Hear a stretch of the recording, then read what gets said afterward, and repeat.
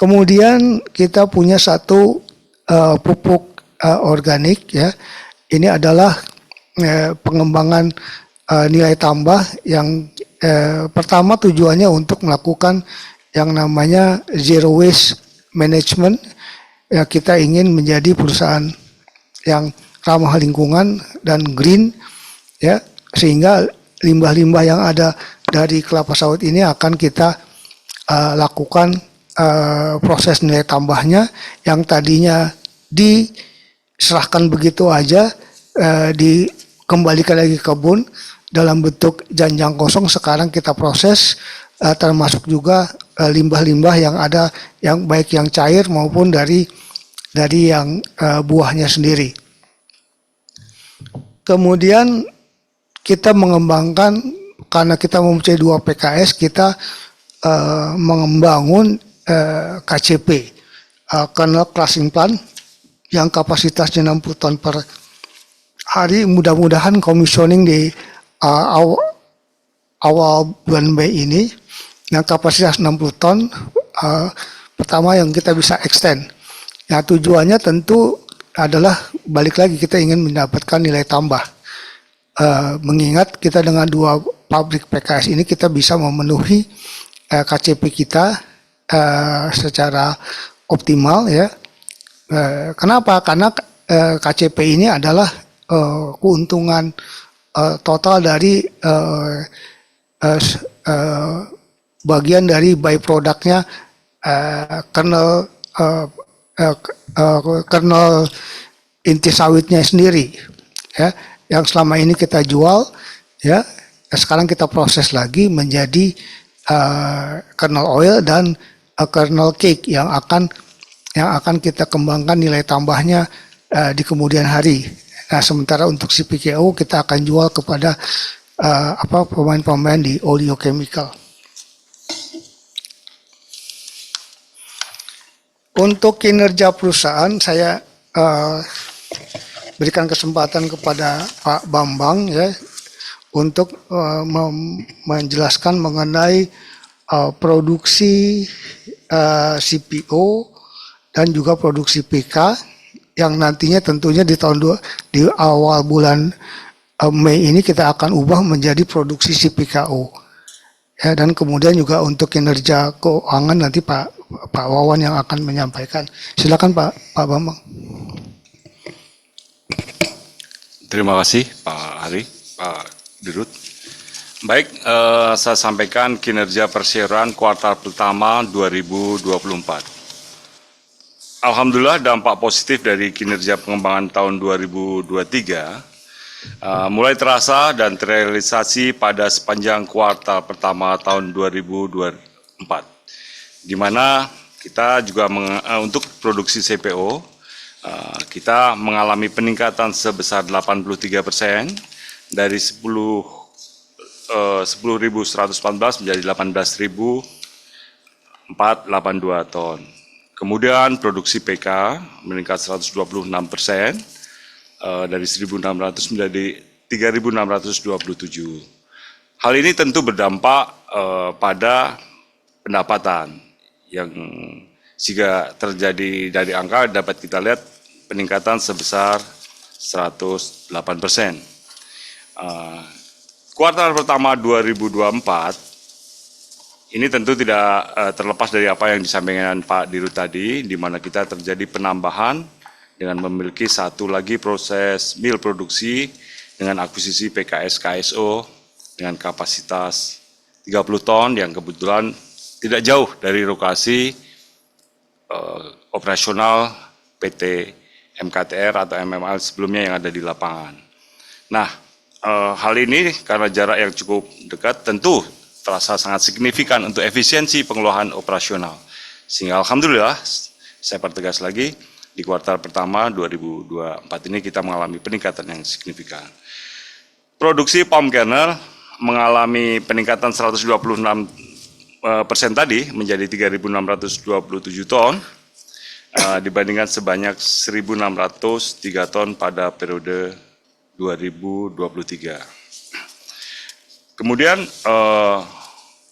untuk tantangan di 2024, faktor geopolitik terutama terjadi belakang ini, itu menjadi perhatian kita. Ya, mau tidak mau, yang terjadi antara Rusia dengan Ukraina, tentu saja tensi yang sedang terbaru juga antara di Israel juga dengan Iran, menjadi pengaruh terhadap kondisi geopolitik komoditi yang kita kelola, yaitu CPKO dan CPO. Faktor penting yang masih terus menjadi perhatian kita semua adalah di tahun 2004 ini akan terjadinya La Nina, di mana iklim ini akan cenderung basah. Nah, ini kebalikan dari tahun 2023, di mana El Nino yang cenderung kering. Faktor ini menciptakan tersendiri untuk tim agronomi. Bagaimana setelah kering tiba-tiba kita menjadi basah, sehingga BJR dan pertumbuhan produksi harus kita betul-betul optimalkan waktu per waktu atas produksi yang ada di estate masing-masing. Dan yang penting perusahaan tetap waspada dan menyiapkan langkah antisipatif sehingga kami berharap laba bersih tetap akan selalu tren positif hingga akhir 2024 nantinya. Mengenai strategi pertumbuhan 2024, merger ataupun akuisisi tetap menjadi salah satu strategi pengembangan MKTR. Menciptakan sumber pendapatan baru dengan kolaborasi pabrik kelapa sawit dalam mengelola zero waste management. Seperti yang sudah kita lakukan, kita intens lakukan terus-menerus. Pengembangan mekanisasi serta produksi pupuk organik dari produk samping pabrik kelapa sawit, kita harapkan dapat menghasilkan efisiensi biaya, yang tentu pengaruhnya besar di operasional dan di pertumbuhan korporasi akhirnya.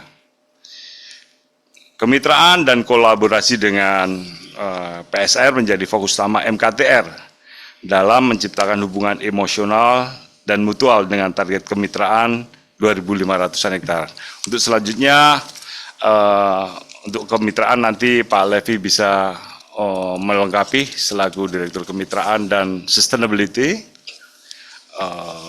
dan target-targetnya mungkin akan lebih detail. Yang jelas di tahun 2024 ini tim operasional dan akan terus fokus mengantisipasi iklim yang terjadi, fokus pada penciptaan kondisi agronomi yang positif, kondisi efisiensi pada mesin-mesin olah, dan mengoptimalkan apa yang sudah kita bangun mencapai pertumbuhan terbaik. Terima kasih, Pak. Ya, untuk selanjutnya kita dengarkan pencapaian di bidang sustainability, ya, di mana kita bisa menghasilkan sesuatu yang berbeda. Oleh karena itu, Pak Levi mungkin bisa menyampaikan sedikit mengenai program kemitraan yang sudah kita lakukan, kemudian apa target-target di 2024, ya, sehingga kita bisa memberikan nilai tambah di PT Metode Karya Tama Raya Tbk ini. Pak Levi, silakan.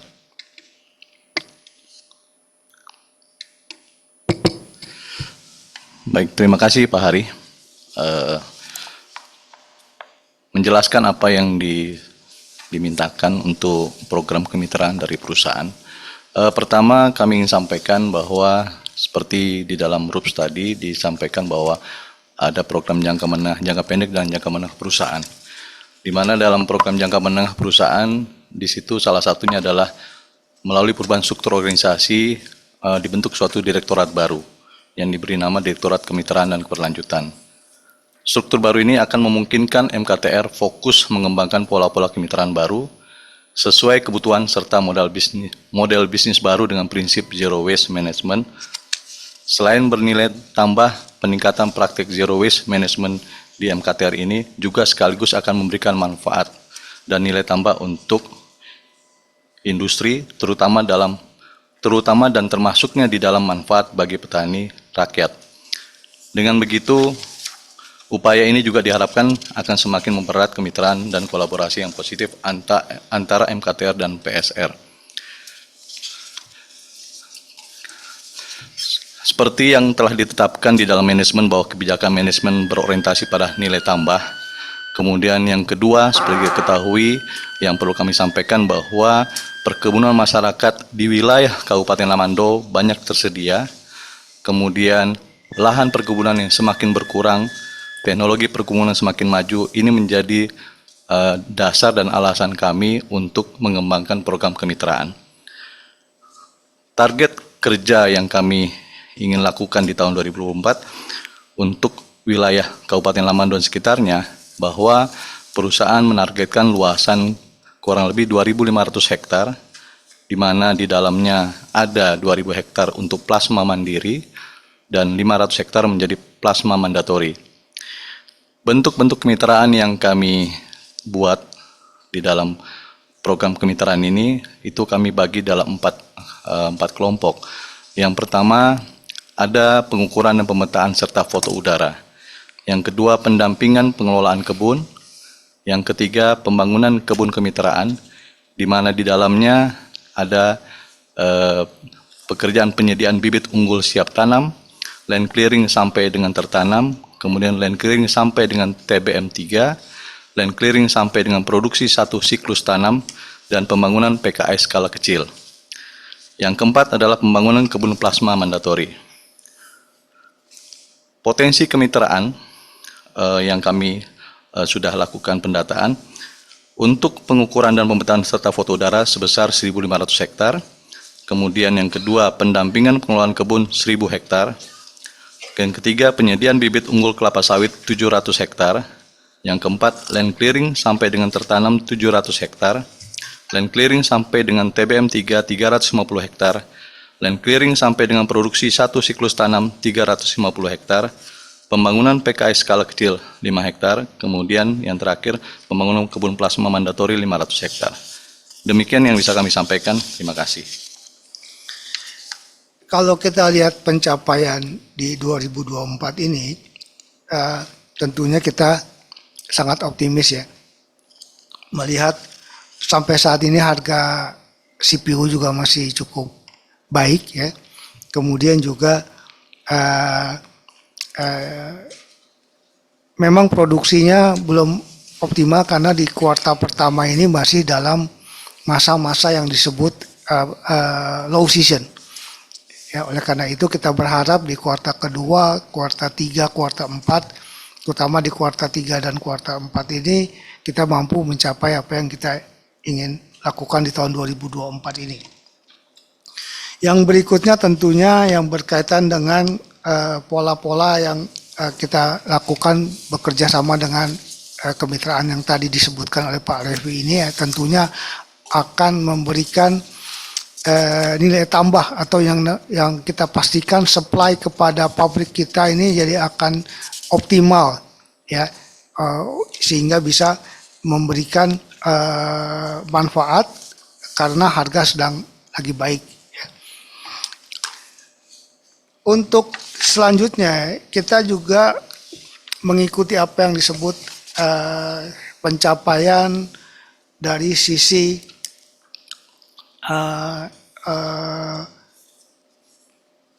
istilahnya pencapaian 2024 untuk yang kita lakukan achievement di dalam ikut di dalam kompetisi-kompetisi yang berkaitan dengan lingkungan, di mana kita sudah bisa memperoleh izin edar pupuk organik padat yang diberikan oleh Menteri Pertanian, sehingga kita akan bisa menjual kepada siapapun ya produk pupuk organik yang dihasilkan oleh PT melalui anak perusahaan kita PT Mentobi Hijau Lestari. Di samping itu juga kita mendapatkan award ya dari majalah Sawit Indonesia ya, tentang pengelolaan organic fertilizer ini dalam industri palm oil. kalau kita lihat target pengembangan di 2024, tentunya tadi kita akan bisa mencapai tambahan untuk pendapatan melalui kernel crushing plant kita yang akan commissioning bulan Mei, sehingga produksi kernel kita akan diubah menjadi kernel oil CPKO dan juga yang disebut kernel cake yang insya Allah bisa berkontribusi 80 miliar directly kepada profitnya MKTR. Kemudian kita ingin menjaga cost kita efisien, tentunya kita di sana sudah, karena kebun kita berada dekat kota, itu kita bisa menyambungkan dengan PLN sehingga fasilitas-fasilitas yang berkaitan dengan kelistrikan yang menggunakan diesel ya, itu akan kita ganti dengan PLN sehingga kita bisa mencapai efisiensi, terutama berkaitan dengan fasilitas perumahan dan juga yang berkaitan dengan penggunaan startup untuk pabrik pengolahan pupuk ya, itu akan kita gunakan PLN dengan dimana kosnya akan lebih murah. Secara total itu ada kurang lebih sampai bisa mencapai 60% cost efisiensi di dalam pengelolaan operasionalnya.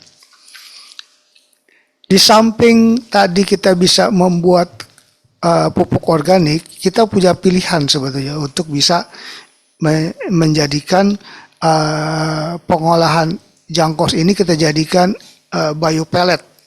Ini juga cukup bagus karena setelah kita teliti itu gar dari biopellet ini bisa menyamai dengan batu bara ya di sekitar 4.200.